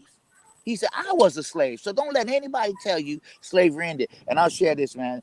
We were sitting in the steam room. This is in Montgomery, Alabama. Daryl, you've been down to Alabama a few times, right? Listen, this is Montgomery, Alabama. We're sitting in the steam room, predominantly white. And since Montgomery's the capital city, you have a lot of state senators and all these big politicians, big lawyers that come to the downtown Y, where I was at. He's sitting in the steam room. Yo, this old man had me scared. Because you know what he was saying? He was saying stuff like, because this is uncut, unfiltered, right? So he would sit in the steam room with all these white people around us, man. We got towels on, we naked with towels on. And he's sitting there saying, man, these crackers don't care nothing about us. I looked at him. I said, hold on, man. We in Montgomery, Alabama. He said, I don't care nothing about these crackers. He said, after all I've been through now, he said, he's in his 80s. He says, I'm 80-something years old. He said, I don't care nothing about these crackers because these crackers don't care nothing about me. He said, I've seen them demean my father and make my mother do things that no woman should have to do. He said, I don't care about these crackers. And I'm sitting in the steam room with him. I'm like, man, listen, they call that the heart of Dixie. I was like, okay, I'm going to have to see how nice my hands really are today. Because I'm going to have to listen. I was like, yo, Mr. Joby, I always call him Coach. I said, Coach, come on, man, you got to be easy. He said, I don't have to be easy. He said, I don't have to be easy. He said, you wasn't down here when I was a slave. He said, now I'm free. He said, I'm going to act like a free man. He said, I can talk when I want to talk and where I want to talk. So I just wanted to share that, man, because we have to realize, man, we're not so far removed from all that stuff. In my lifetime, had to go to the back door. Yeah. And you know what's interesting, crazy. Too? I mean, yo, that's a great chronicle, man. You should be, what Dave Chappelle's mom called him, a griot, you know, the storyteller of the village. Yeah. You know, we got to be careful about the things some of us try to hide behind when we talk about the Constitution. I got my constitutional rights. That Constitution was ratified in 1867. I was talking to my son about this, and I'm like, what was going on in 1867? Of course, he's like, I don't know. I said, slavery. You know, the emancipation didn't happen till, you know, almost 100 years later. So, you know, when you talk about the Declaration of Independence, the Constitution, all that stuff, all men are created equal, that was not made for us. That was not made for us. Hey, Daryl, there's somebody, Emma has a comment. I can't read it on my phone. I was waiting for you to finish, and then I was going to read it. I want to read a couple of comments. I think there's some pretty good comments here. I'm going to start with Dave Milner. Here we go. That's a loose change. He said, we talked about the Caribbean perception of reparations and African Americans. He said it's an immigrant mindset versus the mindset of the historically oppressed people in a social construct that views us as a permanent underclass. As he talked about reparations, he said the oppressors have a 600-year head start. The only way to bridge the gap is for us to overperform over numerous generations in the capitalistic system that they created that requires a permanent underclass, which is us. He says reparations is the only mechanism that would bridge the gap. Emma Genesee posed a really good question. I'd like to have everybody respond to David Milner, but I want you to respond to this one. For the panelists that believe reparations should be made, do you believe all Black people, regardless of their ethnic background or immigration status, should you be required to prove a lineage that shows your ancestors were slaves, or should we go about a completely different way in this nation? That's a good question. You know, I mean, I'm going to say, you know, because I've been uncharacteristically quiet, I'm going to say this. You know, I'm going to say that if reparations were ever passed in this country, the only way this government's ever going to give it to Black people is if you can prove that your ancestors were enslaved. Period. And that's just because this government, if they were to pass something like what was it, Asheville, I think North Carolina, talking about their passing reparations for Black people. And when I read the article and saw what they were talking about for reparations, they were talking about access to low interest loans. I'm like, that is not reparations. You know, so the only way this government would ever, if it even passes, is you're going to have to be able to prove your ancestry. And to a certain extent, I don't think that that's necessarily a bad thing, because you're going to have some people that are going to want to come in and say, but I'm black too. Similar to a discussion that was had a few weeks ago on here when it was said, when money was being made available for black communities, for black businesses in Springfield, it's like, well, wait a minute, I'm a minority too. But man, you're already getting your money. I mean, I think there, and it may be the unpopular thing to say, but I think you should have, there should be some way for you to be able to prove that you have slave ancestry to qualify, because if not, we're going to see this money going to people whose mixed ancestry is as a result of the slave master deciding that they wanted that slave. And then you're going to have master getting some of this money all over again. And that's my thoughts on it. And Hanif, you know when that happened before? During the treaties with the Indians, the $5 Indians that what's her name from Boston, Elizabeth Warren, where people were paying $5 to get on the Dawes rolls, claiming Indian ancestry just because they wanted to get a piece of some of that land or some of those assets or benefits. They paid $5 to get on the Dawes rolls to claim themselves as Indians. So most of the Indians or Native Americans aren't even really, Native Americans. They're white folks whose ancestors paid the $5. So that has happened, and you're absolutely correct. I mean, that could happen again.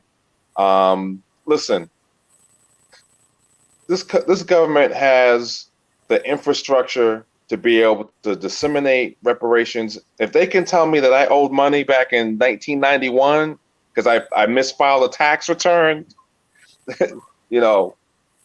they can do it for 40 some odd million black Americans, foundational black Americans. And, you said everything already, Hanif, so I don't need to restate it, but you're absolutely right. Kev, how about you? You want to take a stab at that? Uh-oh. Are you on? Hold on, Kev. You can hear me, you're muted. Go for it, Kev. I'm sorry. Okay, I'm good now? Yeah, you're good. Okay. Yeah, I agree. It may not be the popular stance because everybody wants their hand in the pot, but I think there should be some type of way that in your lineage you have to be able to prove that you are connected to slavery on this continent. That's just the way it is. I just think you ought to be able to prove your lineage, and I agree with Rod.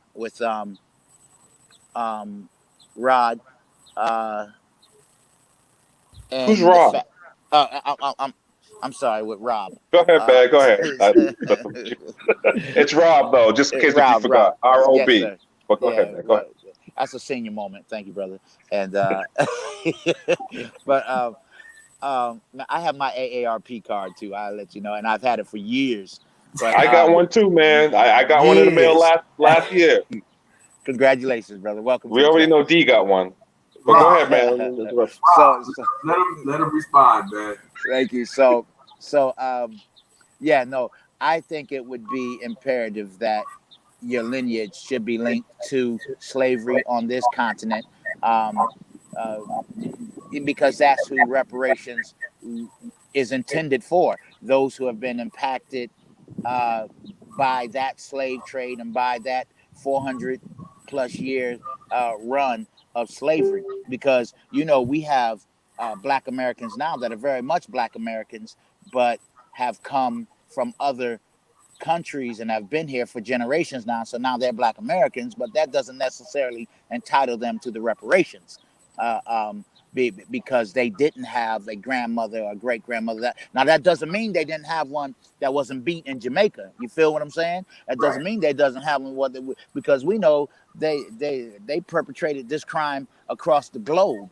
But yeah, as far as reparations go, I think it should be allotted to those who who can prove lineage. Oh, and what I was gonna say about Rob was what Rob said. If they can remember that you didn't pay your taxes 20 years ago, or if they can find you for your income, for your excise tax or whatever, they can find out who's who and what's what. They can do that. So I think that should be a part of it. But I definitely just want to reiterate, reparations should be paid however they find a way to pay it. And listen, I'll say this. If that means some people who shouldn't have got reparations get reparations, I'm okay with that. As long as the people that's supposed to get reparations get reparations. Because we know sometimes you have those little loopholes and snags, but I don't think that should stop. I don't think they should say we're not going to pay reparations because we don't know everybody who deserves it. Well, give it to the people you know who deserve it right now, and then let's work on getting it to the others. Mm-hmm. I agree. I agree that and here's why I would say that I agree. I think America is responsible for the folks that they enslaved since the onset. Absolutely. And I think people who literally gave their blood, their sweat, and their tears forcefully. Forcefully. I think if you're from like my dad's family's from Tuscaloosa County, Alabama. My mom is my mother's family is from Antigua. Do I think my cousins in Antigua should be compensated by the American government because of what the British government did to them? I think not. I think it's all about accountability, and I think that people who are coming from these other countries should be whoever their colonizers were, they should be compensating those folks and the descendants of those folks for the forced-free labor. So, I mean, that's how I look at it. I just think each country should be held accountable. No one should be let off just because America may have the funds to do it. I think we should be going after every European power for reparations and not just the United States of America. Absolutely, because you have the Dutch, you have the Portuguese, you have the United Kingdom, all of these colonizing former superpowers that went on to the continent of Africa and did the atrocities that they did. They should all be held. The United Nations holds all these nations to all these standards. The United Nations, if the United Nations were to get behind it and say each nation should be responsible for those people who they enslaved, well then it would have some teeth. But the reason why the United Nations won't do that is because it's them running the United Nations. Yeah. Right. Yeah. And I agree. I think the United Nations is where the conversation should really be had. Harold Langford Bay asked the question. He says, okay, so what about those who weren't African descendants of slavery in America but lived here long enough, whose family suffered from Jim Crow laws and such? That's an interesting one because right now we pretty much focus on those who were involved in the forced slavery and were forced here. Bottom of the slave ship, family members born into servitude, as opposed to people who came here, voluntarily with forced, and it still had to be subjugated to all the atrocities that we went through. I think that's one of those conversations that need to be happening. How would that conversation take place? It also brings me back to what Kevin said earlier. Pay everybody. If we went through that. I see Emma says the same thing. How do black people get first, second, and third generation? How do you get first, second, and third generation folks like herself to stay involved in this conversation, or do we separate them from the conversation? I mean, if your family came here like my grandmother and them did back in the 1940s, 1950s, serving the military, pay their taxes, and still treated like, as somebody said, slavery still exists, still subjected to all this stuff. How do we leave them out of the conversation? Well, that's a question. I mean, I think you got to look at it in, and once again, maybe controversial. I think you have to look at it in tiers, because you have those who were enslaved and whose families are still here. You have those whose families came here and had to suffer through Jim Crow. And, then you have those whose families are just now getting here right now. And I think, like there should be a very clear delineation between what people whose families were. You got lineage that's been here since working in plantations that were enslaved. There should be a tier of what you should be getting paid out. If You came here during Jim Crow, and you had to go through some things with Jim Crow that were still not right, still not according to the Constitution and the rights we're all supposed to have. There should be a tier of what you should be paid out and what your lineage should be paid out from having to go through that. But I think, I'm not opposed to all Black people getting paid by the U.S. government for atrocities, but I think if we're going to talk about how this gets accomplished in a way that's equitable for all Black people here, the question now comes down to should everyone get the equal payment, or should we be looking at a tiered payment system based off of when your family got here? Because look at the whole controversy with Haiti. I mean, look at England. England still has a whole central bank full of gold that doesn't even belong to them. That belongs to various nations in Africa and the Caribbean. And so why are they not paying out? The U.S. slave owners got reparations. The European slave owners got reparations. I mean, slave owners got reparations. So if we're going to talk about reparations, I think it needs to be a tiered compensation for that. Those whose family may not have been working the plantations, but they had to deal with Jim Crow. They had to deal with their family not getting the promise of the GI Bill. They had to deal with things that put them at a disadvantaged place. Yeah, they should be in the conversation too. I'm not sure if that conversation should be the same one as direct descendants of slaves. Now, I think. Can I jump in? Ahead, I think that I love that tier. I love the tier. I love the tier ideal. I believe in that. I think what should happen is if they would simply pass a law with a minimum payment, and then with, say, a maximum payment and everything in between there, right? If they just pass the bill and say, let's say they say, well, the minimum payment for reparations is $100,000. And if you can prove such and such and such, that the maximum payment would be, say, $1 million. Doesn't that sound great? So, but let's say this. So they have to pass that. And then what should be done is, now it's up to you to go file your papers and you prove or you say which tier you fall in. But the fact that you're Black lets you know you're able to come up to that window and get your paper. You follow what I'm saying? Come up and get your paperwork. And so they say, well, what tier are you applying for? Well, I think I qualify for this tier or such and such tier. But you know what I'm saying? So, but they have to start someplace. They have to say, listen, this is the minimum. The very minimum you're going to get is this much here. So, but they're not even willing to do that. And that's my problem with the powers to be, is because Congress can pass pay raises for themselves and pass all kind of other crap, but the reparations thing always gets to seem to get pushed back to the next session and pushed back to the next session, and more generations go without the reparations, and more future generations go without the advantage of having a parent that can, like white boys do. When white boys get married, they have an uncle or two uncles and their father put in, and they give them a down payment for the house, or they're newlyweds and they get handed down the first house that the father had.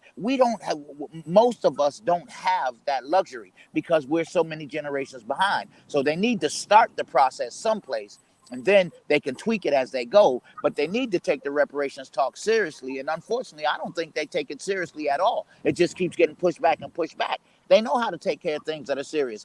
In a matter of weeks, they passed a something $1 trillion aid package. Yeah.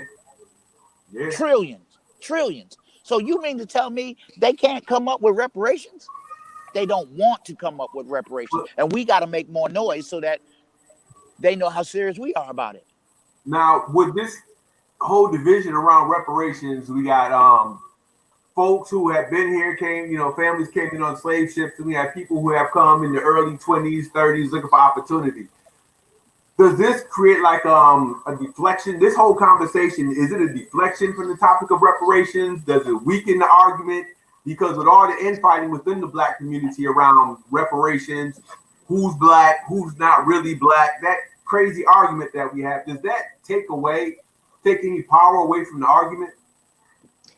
Listen, I agree with what Hanif said on the tiers, and you want to talk about controversy. So here's some controversy. All these people, if this happens, all these people who are claiming to be Black, I know Haitian people that say, oh, I'm like, oh, you're black. No, I'm not black. I'm Haitian. No, I'm not black. I'm Jamaican. No, I'm not black. I'm Puerto Rican. Or no, I'm not black. I'm Dominican. But the second they want something, then they colonize our efforts. But Rob, So, I have family from the islands, and they're clearly black. Some of them have been there. these people that say that they're black. Let me just say this. I have two uncles who fought in, World War II, deported back to Antigua right after the war. I mean, it goes back that far. Now, when I talk to those cousins, they're clearly black. There's no doubt about it. If you say, what are you? I'm black.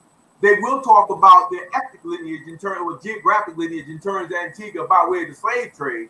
So it's like, how do we discount that? We got those who say they are. It's just like we got coons from the States whose parents were Haitians.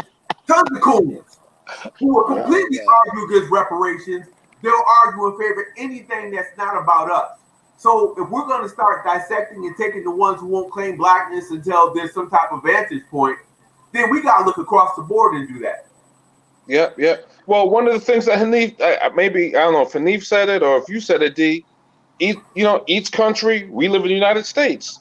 Each country's got to fight for themselves. Jamaica's got to, go with England. Haiti's got to go to France. I mean, these individual countries got to fight their reparation battles, just like we got to fight our reparations battle. We can't be fighting a reparations battle for everybody else. You're saying we? You mean Americans? Yeah, foundational Black Americans. Yes. Kev, I know you served in the military. I apologize in advance for all my military veterans.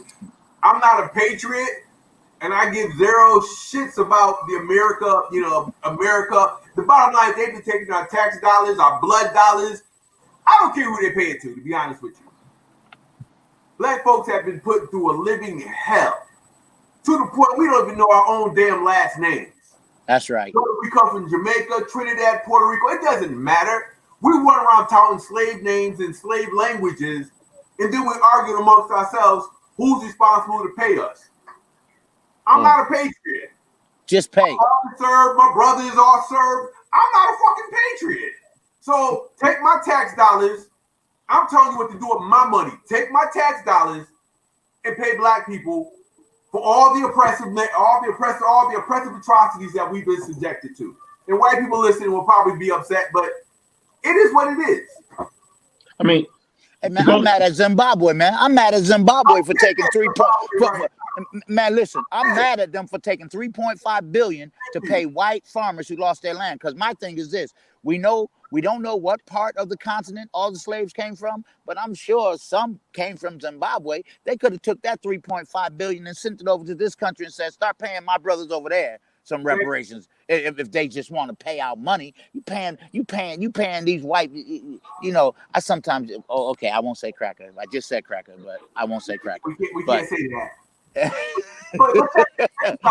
glad you said that. Listen, should we be holding them African nations, those African countries that had the means to protect us and keep us from getting on them ships but didn't act, for those African tribes and nations and countries that sold some of us to Europeans, should those folks be held accountable? Should there be a reparations to all those who were spread around the globe through the transatlantic slave trade? Should any of those African countries still now be responsible for us? Yeah, man, kick it. After them too. Have them kick it in. I see Hanif smiling. What? Have them kick it in. I'm just saying. I'm gonna be blunt. I completely agree with that.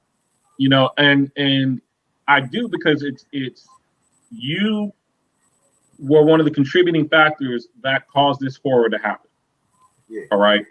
And whether you say, well, we thought it was going to be similar to how we do slavery here or not is irrelevant. Because I've heard that argument from some people from certain African countries. Well, slavery in Africa was different in America, and our ancestors probably didn't know it was going to be the way it was. Well, it didn't matter. You still sold. You still sold, right. And then to be clear, and we also got to be blunt about this, when we talk about reparations for all black people, let's also be clear that there were black people that were free in America during slavery that owned slaves. That's just the blunt truth. That's true. So, I mean, I think everyone that has been part of that supply chain of bringing slaves here, that for everyone that's been part of that chain of keeping them slaves, of committing these atrocities, I think everyone has a hand in this. I mean, let's think about let's bounce back for a second and think about this. I want to read you something that I just pulled up when we were talking about reparations. It says after World War II, Germany paid reparations to Holocaust victims and gave Israel $7 billion as the nation was forming. By 2012, the German government had paid $89 billion in reparations to individual survivors as well. $89 billion by 2012 for a population that is much smaller than what we're talking about right here. And they found, and let's also make sure that we understand that reparations for Holocaust survivors was also paid by the U.S. government. The U.S. government has paid reparations to Holocaust survivors. The U.S. government did not send people to the gas chamber. They did not say, hey, Hitler, here you go. They didn't do that. So when we keep talking about this conversation of reparations, my thing is, well, we shouldn't be held responsible for, what happened to slaves. Well, then why were we as taxpayers held responsible for the mismanagement of AIG and Bank of America and JP Morgan when Bush did the bailout package for them? Why are our taxpayer dollars being held, are being made accountable to corporations that receive billions of dollars in grants from the federal government during the CARES Act? If we're going to take this attitude about reparations, then let's take this attitude about everything. If it wasn't our fault, we shouldn't be paying for them to be solving. So if we're going to take this attitude about these particular issues, then, let's make sure that all these white institutions that are still getting money from us are no longer getting money from us. If it's about, well, let's not pay for what, it's not our fault. It's not our fault. It's not happening now. Let's not pay for that. Well, you mentioned something about blacks owning slaves. David Milner raised a good point. There were blacks that owned slaves that bought them in order to free them. That's not true in all cases, though. History has proven that has not been true in all cases. Okay, so, but that's like the smaller percentage of free blacks that own slaves, though. That's like I'm aware of that. I want to throw that out there for the folks who are watching. That's one of those Dixie myths that people share on a regular basis, because I doubt there are very few black slave owners down there who weren't, reforced back into slavery themselves. There are stories on that side as well. So I just want to throw that out to the other side. Other than that, I'm with you, but I think we better look at it we have to look at it from our label. Now, some everybody said that argument to the United Nations. I think it should be a collective argument with blacks throughout the diaspora and take that argument straight to the United Nations and have this conversation. I mean, the Caribbean has formed a coalition already that they've taken to the United Nations to lobby for all these Caribbean islands to be given reparations from Europe. They've already done that. Well, another angle where reparations, where blacks should be entitled to reparations in this country, touching upon what we spoke about earlier about some who may not have a direct lineage connected to slavery. What we do have is we have black that lived in this country, whether they were citizens or not, that worked here and paid taxes. And we were paying taxes to a country that did not represent us or protect us. And so therefore, they were essentially stealing our money and taxes, because that's like going to Macy's and paying for a shirt and being told to walk out without the shirt. You don't get the shirt. You just get to pay for it. You can come bring your friends by and tell them, hey, that's the shirt I bought, but I don't get to wear it. So we were paying taxes and we weren't being protected by that Constitution that was that came about in 1867 or 18 whatever. My history is whatever. But so reparations should be entitled to that, because they were taking taxes and they were redlining you. You couldn't buy a house in a certain place. You couldn't get a loan. You couldn't walk in the front door. You couldn't sit at this counter. You couldn't vote. You couldn't. So you were paying taxes for what?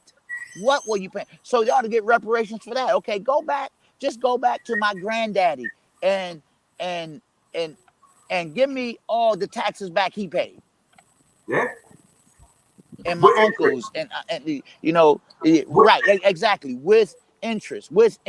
So there's no way that they can say reparations is not entitled, because like I said, as recently as 60 years ago, we were still being severely and overtly oppressed by this nation through Jim Crow and other enactions against us. So yeah, man, any white person that has a problem with me talking about reparations, they just gonna have a problem, because I'm never gonna stop talking about reparations. I believe we are entitled to it, and that's the word I want to use, entitled. I'm not asking for nothing. I'm not asking for nothing except what I'm entitled to, and I'm entitled to it because of my heritage, because of my lineage. You know, my granddaddy's not here to get it, but give it to me, because he would have gave it to me. Yeah. I had one of the shortest conversations with one of my white friends the other day, because he was asking me, about racism, and I said racism is imbued in every level, every layer of this country, 360 degrees. And he was like, "No, it's not." And I said, "Okay, let's move on to another subject." He was like, "I want to talk about this." I was like, "Dude, you already took yourself out of contention, man. I'm not having this conversation with you, man." So we moved on to something else. Earl Langston said, there were those who were veterans who served in World War I and World War II who weren't able to receive the GI Bill, but all the Euro-Americans were able to receive it during the baby boom era and that era before that. So, Kev, to your point, when you talk about our tax dollars, we got brothers that went over and, defended the country and got no benefits. My dad came back from Korea, left the South because, back in the late 50s, early 60s, you know what they were doing? The brothers coming back from Korea in uniform? They were chasing them out the South. Chasing them out, yeah. Yeah. So yeah. I want extra compensation for my dad's trauma. Absolutely. Well, I grew up a military brat, man. My dad was Korean War, Vietnam War, early stages of Vietnam, still couldn't vote. I can remember, I think I shared this story here. My brother and I were with my dad once. He was in uniform. We going to this store, off post, and this little white girl, a white young lady, she was probably in her early 20s. My dad had to be in his 40s, mid to late 40s. And she called him boy. She said boy. She called him boy. I was like, man. And me and my brother looked at each other, and I was always the rabble rouser. So my brother's a little more easygoing. But I was like, I'm talking about my older brother. I was like, Dad, why she calling you boy? Because I had a problem with it. And my father was like, boy, be quiet. Just let me do this and let's go. And man, what kind of stuff is that? You talking about a man? My father's still alive, thankfully. My father receives 50 years pension, 25 years in the military, 25 years in the civil service. 50 years. He makes more money not working than some people make working. But he couldn't vote for most of that time. He couldn't, there were so many things. He had to backdoor it, had to do all these things. And so reparations, for the trauma of our ancestors and for the injustices that they were subjected to.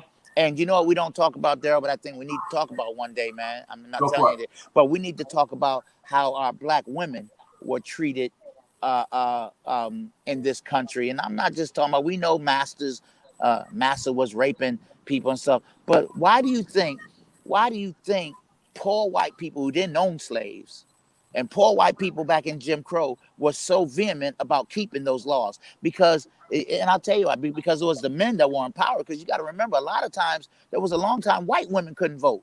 So it was white men who were doing all this voting, all this law passing, and they kept certain laws the way they kept them because they used to love, can you imagine the power that you have in Selma, Alabama in 1950, and a pretty Black girl walked by you and you're a white man? You could grab her in her crotch and dare her to say anything.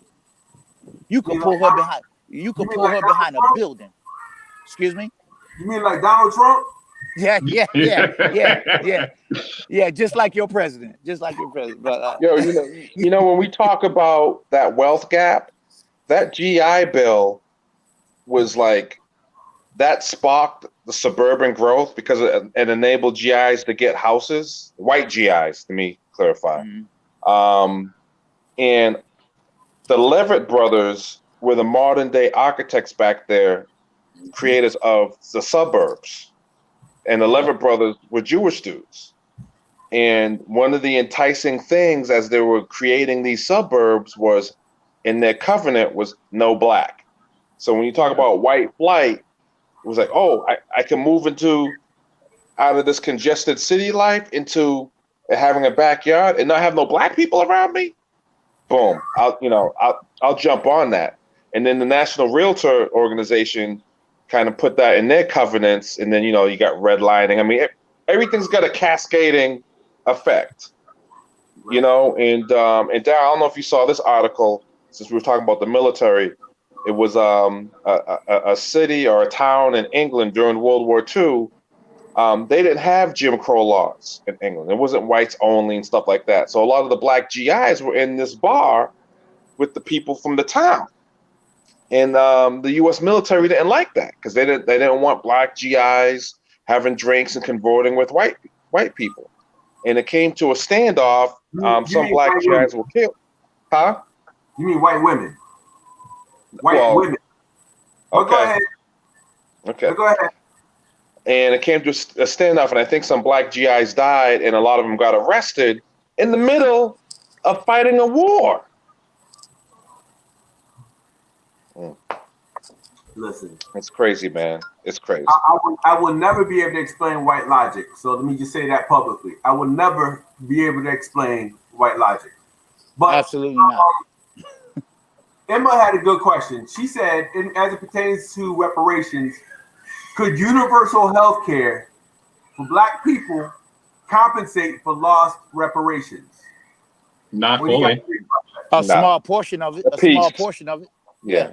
That would be a piece and parcel. And when you talk about, Hanif talked about, what Germany paid, there was a bill that was passed in 2017 called the Just Act Bill, which is basically continuing to pay reparations for descendants of Holocaust victims. So another bill, but we can't even get one. We get the HR 40 conversation. You don't need a conversation. You've paid reparations dozens of times based on race, based on ethnicity, based on finance, based on business, based on industry. But we can't get none. The other piece is with the healthcare thing. Right now, we're still dealing with implicit bias and racial disparities in healthcare. So, providing universal healthcare, but I'm still dealing with a bigot with a stethoscope. That's like saying they're going to add extra police officers in my neighborhood. And it's not just the bigot with the stethoscope that you have to worry about.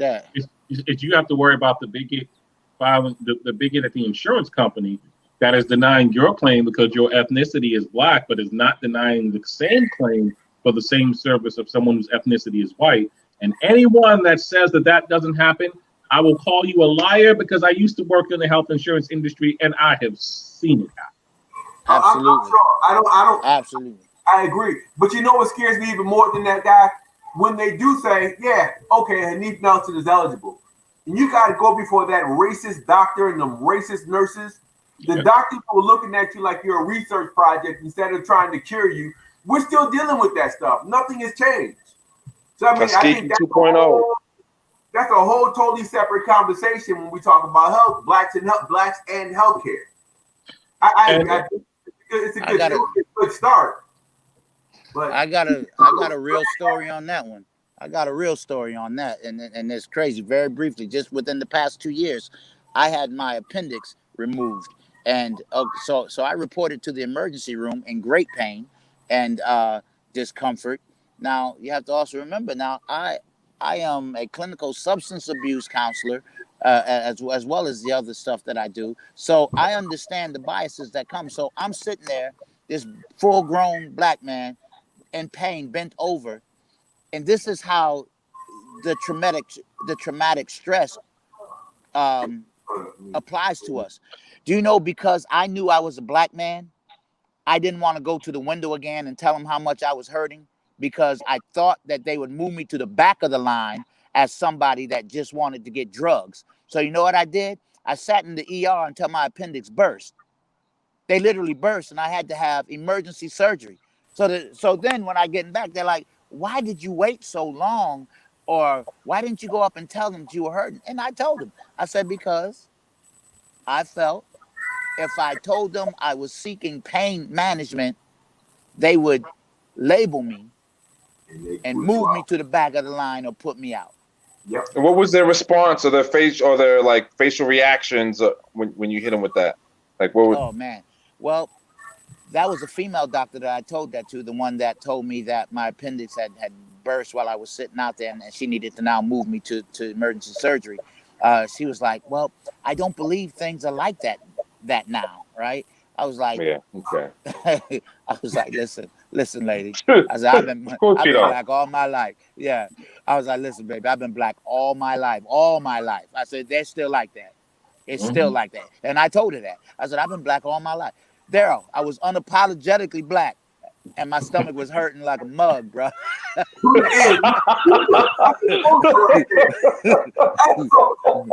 yo, like a mug? Like a mug. That's old school. I was hurting like a mug. That's some old school lingo right there, boy. But here's the interesting thing, though, when we talk about this, about universal healthcare. I spent a little bit of time living in Germany, and I was working for a particular company. And because I was going out there to work in this German office, my healthcare had to conform with the German standard of healthcare. And out there, like, the level of healthcare was so much better than here. And cheaper. The level of emergency, I'm gonna get to that in a second. The level of emergency care and access to emergency medicine is far better over here. Now, when I went over there, I was having an issue where the doctor wanted me to have surgery. I consulted my doctor in the U.S. and he said, don't do it because the other therapy that they want you to do will take care of this problem, and surgery will give you potentially a necessary infection that you don't need. So when I told the doctor in Germany, no, I refuse to have the surgery, he was like, did you not get insurance here? If you're working, it's not that expensive. It's only about like 250 euros, which at the time was about $470 at the time. I'm like, no, that's not it. My doctor at home told me I shouldn't do this. I priced the same exact surgery they wanted me to have here. In Connecticut, I priced it in New York. I priced it in Massachusetts. I priced it every state that I've lived in. And the cheapest I found that same surgery was $25,000. Wow. 25 grand. So when we talk about universal health care, not only are we talking about it creating a tiered system that won't give us the best health care to begin with, but we're also talking about a system that unless you fix what's behind that system, that's going to also result in us getting less care because we're going to get charged these exorbitant prices that no one wants to pay. You know what the next hustle is? This COVID vaccine. Now, it usually takes about up to 5 years to develop a vaccine, right? They're talking about, it's right around the corner. And then because the inner city kids need to get that education, we're going to open up the schools for them first. And then as they start getting sick, they got to take this vaccine and they're going to write it in law that's going to be mandatory. There's some states that already have mandatory vaccine laws. So not to mention, they're going to guinea pig us. I'm sorry to cut you off, but not to mention that in the CARES Act, there was also legislation passed in the CARES Act that permanently indemnifies all pharmaceutical companies from any harm or injury as a result of any COVID-19 vaccination or future COVID-19 treatment that's in development. Yeah. And guess who are one of the biggest lobbyists? Mm-hmm. And what's that company? Begins with an A that writes laws for the Congress, for the legislators. There's a company. There's I quite can't a think of few. them. Yeah, but this one's a big one. Harold Langford says, and don't forget that the United States gave those Holocaust victims a whole damn country. Somebody say that word for me. Otto. Yo, Harold, I'm going to skip over that one. Shouldn't we make a case with the United Nations against the United States? Said he read an article recently that stated that we had a good case if it was presented to the United Nations. I think the last time someone attempted to present that case was probably back in the 50s, early 60s. Malcolm went on the United Nations to talk about some of this, and Kwame Nkrumah after that. But other than that, I'm not quite sure. But I agree with you, Harold. I think that it would make for a good case. Oh, yeah, it's ALEC. ALEC is the name of the company, American Legislative Exchange Council. Yeah. Okay. All right, y'all. We're 3 minutes over. We're going to come back. I was going to ask you guys just quick thought on your boy Biden, just to see what people thought about that. I think it's really divisive. I've seen some of the conversations and debates that were ongoing online, and I don't know. I just want to see what you guys thought about that. I guess none of us are black because we're not talking. I'll say this: Biden continues to shoot himself in the foot, and Biden needs to just do, from my perspective, 3 critical things. 1, he needs to shut up until he has someone to write his words for him. 2, he needs to make sure that before he opens his mouth, that he has someone actually fact check what he says. And 3, if you're actually trying to win this election, you can't make statements like the one you just made and then expect people want to vote for you, especially when you got other people doing their best to divide the black vote, democratically speaking, to help Trump get reelected in the first place. So, just shut up until you either have someone to tell you, man, that's not okay, or just hire a speechwriter and don't talk outside of what they write for you. Shake hands, kiss babies, and keep walking. Because we all know he means this stuff, and that's not going to change. Yeah. I mean, listen, if it smells like a pig, dresses like a pig, oinks like a pig, it's a pig. I mean, you can't. Yeah, he's a 1,000 years old. You can't distance your history from the white supremacists you hung out with, or some of the bills you co-sponsored. Anti-drug bill, and man, listen. People talk about the crime bill, but his fingerprints are on a number of bills that particularly and specifically targeted Black Americans, Black people. And then you're hanging out with Klan members as your boys. People aren't forgetting that. People aren't forgetting that. I know everyone's like, we got to get Trump out of office. Everyone's like trying to get Trump out of office. I mean, it's 6 in one hand, half a dozen in the other. So, Rob, you're saying you'd rather just stick with Trump? Is that what I'm hearing? Nope, I don't want either one of them. But I'm not going to be forced to vote for Biden because it's the Black Democratic thing to do.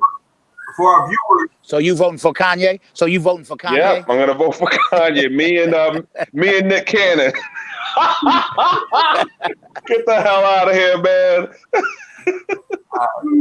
Rob for Kanye. Rob for Kanye, yo. Kev, what are your thoughts on that, on Biden, or does it even matter? Well, most of the Biden stuff doesn't matter to me, so I'm really not abreast of what the latest thing is. Can you brief me on it very quickly? I don't want to get it wrong. I want to make sure I get this right. Yeah, Kevin, do some homework. I tried. I'm busy, bro. He basically said that the Hispanic community is far more diverse than the Black community. So they were talking about immigration and what the United States' relationship with Cuba. And from that, he just took off. He says, completely different from the African-American community, the Hispanic community is far more diverse across the country. He made some type of statement, whatever it was he was referring to, the context. I mean, it really doesn't matter. The bottom line is 2 things. 1, he's not the authority on the Black community, so he shouldn't even speak on it. 2, for someone who's trying to become president, why would you pit one group against the other? Period. Right.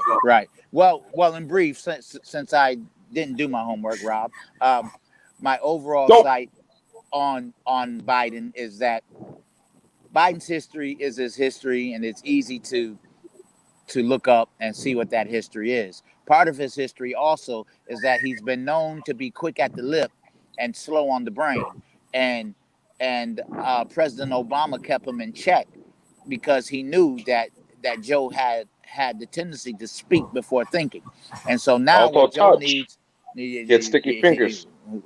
what Joe needs is somebody to control him and have him to be quiet.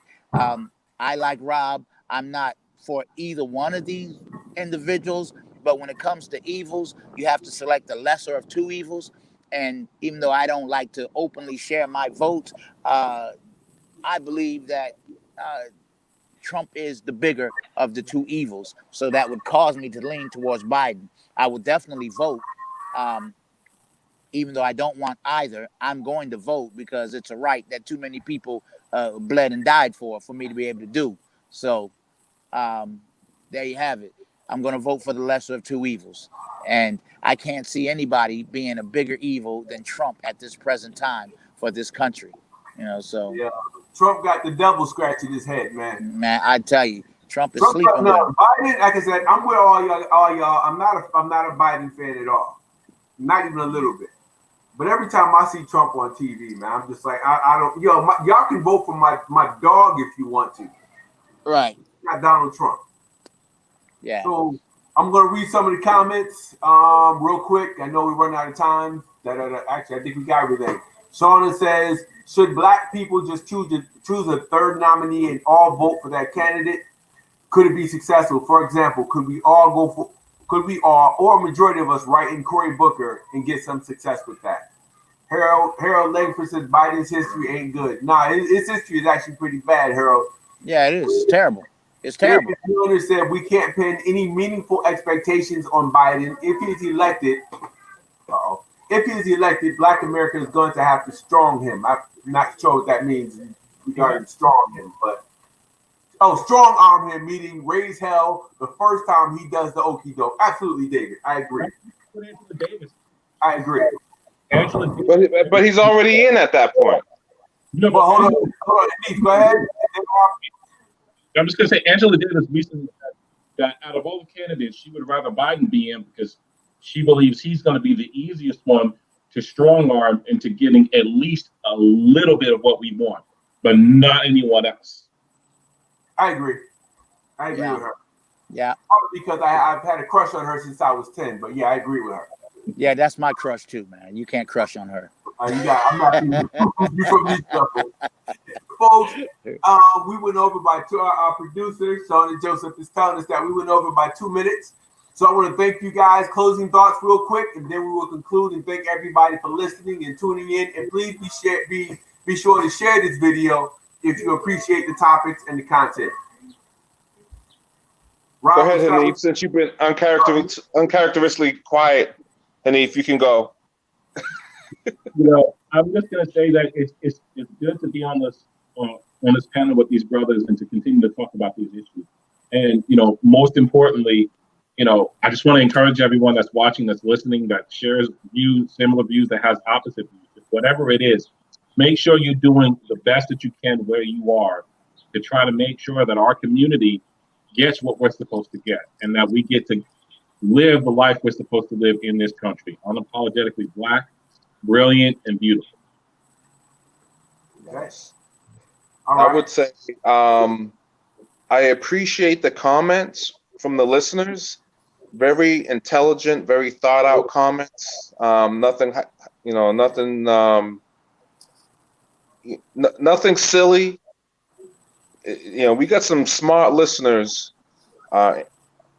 participating in this show, and I appreciate you all.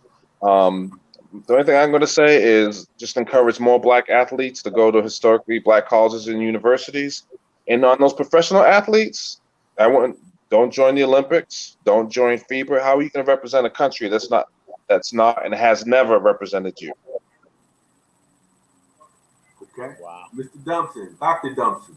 Yes, sir. Thank you once again for the opportunity. I want to thank Daryl for this platform and for moderating today. Thank you to the brothers that joined, Hanif and Rob, not Rod.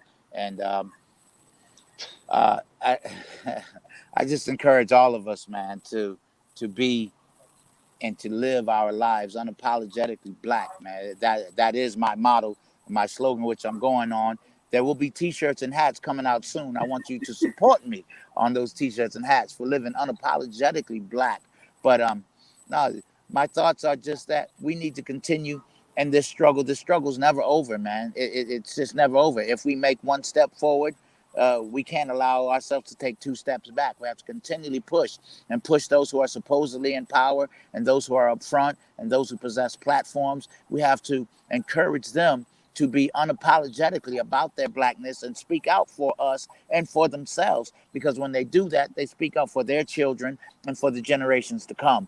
I just think that we all have to live a life that is not self-centered and self-focused, and try to leave a footprint on this earth that's going to be positive, so that we can say we didn't live in vain, and that we actually attempted to be to others what we wish someone had been to us. That's it. All right. Well, thank you, gentlemen. I think they said everything that I would probably want to say, so I appreciate you guys. But I'm going to tell you folks, as we think about, I got this thing about Kwanzaa, that second principle, Kuji Chakalia. Define yourself, name yourself, create for yourself, speak for yourself. Narrative is everything. I think when we look at this recent comment by Biden and all the comments on the sidelines with all these folks who have never spent a day in black skin speaking for black people, and black people allowing it to happen. I think that if we're going to move forward, we have to learn to be the curators of our own story, our own history. We have to identify ourselves for ourselves, speak for ourselves, create for ourselves. Whether you call yourself black, Negro, Moor, it doesn't matter. I don't care what you call yourself. Identify yourself for yourself. Narrative is everything. If you don't control your narrative, somebody else speaks for you. And every time they do, they steal a little piece of you. And you'll never get that back. So with that, I want to tell everybody, thank you for us on deck. Much love, much peace, much respect. And as my man, Brother Dumpson says, always stay unapologetically black. Peace, y'all. Peace.